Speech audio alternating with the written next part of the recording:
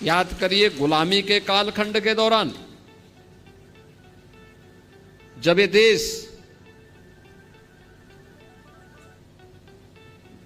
भारत और भारतीयता की विस्मृति के दौर से गुजर रहा था, गुलामी की कालखंड से गुजर रहा था, तब शिकागो की धर्म सभा में इसी परंपरा में पैदा हुआ एक सन्यासी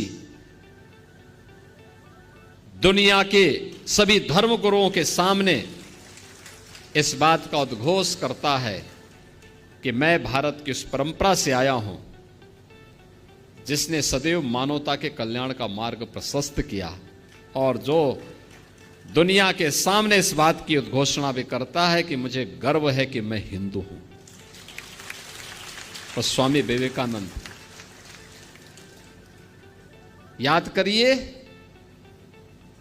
इसी परंपरा में तुम मुझे खून दो मैं तुम्हें आजादी दूंगा का उद्घोष करने वाले नेताजी सुभाष चंद्र बोस पैदा हुए थे। यानी कलम का ही नहीं, तलवार की भी पूजा की है,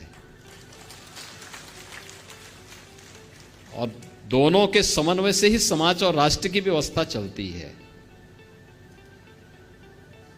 याद करिए,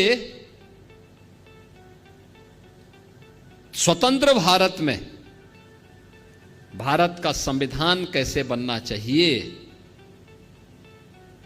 उत्तर दक्षिण पूरब पश्चिम क्षेत्र, भाषा, जाति, मत, मजहब, इन सब को एक साथ एक मंच पर ला करके खड़ा कर ले। कोई नाम, तो नाम आया डॉक्टर राजेंद्र प्रसाद जी का।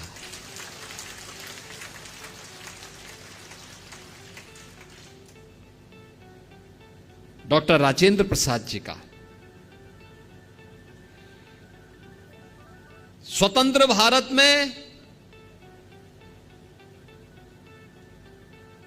बार बार दुश्मनों के द्वारा किए जा रहे हमलों का जवाब देने के लिए कैसा प्रधानमंत्री चाहिए, तो लाल बहादुर शास्त्री ने 1965 में पाकिस्तान को नाकों चने चबवा करके स्वतंत्र भारत में पाकिस्तान को उसकी औकात दिखाने का काम भी किया था।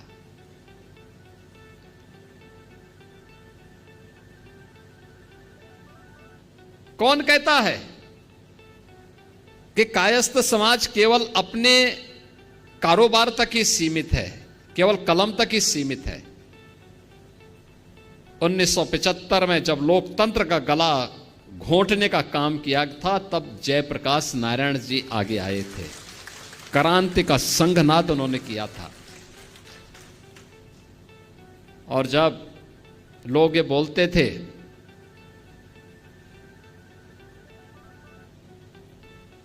कि अयोध्या में राम मंदिर कभी नहीं बन पाएगा, तो महर्षि महेश योगी जी ने हॉलैंड में राम के नाम पर सिक्का चालू कर दिया था। यानी भारत से बहुत दूर हॉलैंड में उन्होंने भगवान राम के नाम पे ही करेंसी जारी कर दी।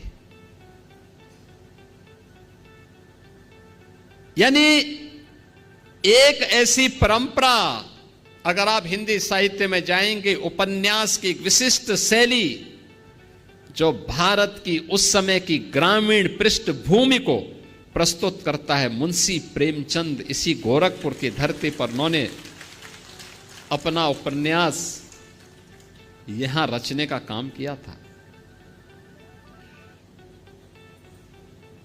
कौन से ऐसा क्षेत्र है, एक लंबी फेरस्त है। मैं जब अंदर इंटर कर रहा था तो मैं देख रहा था उन सभी महापुरुषों के चित्र लगे हुए थे, और मैं तो चित्रगुप्त महासभा से कहूंगा उन सभी महापुरुषों के चित्र चित्रगुप्त मंदिर में लगने चाहिए, लगाए जाने चाहिए। उनके इतिहास के बारे में वर्तमान पीढ़ी को बताया जाना चाहिए। याद रखना अपने महापुरुषों के गौरव से ही वर्तमान पीढ़ी प्रेरणा लेती है और आगे बढ़ने का रास्ता अपना प्रशस्त करती है।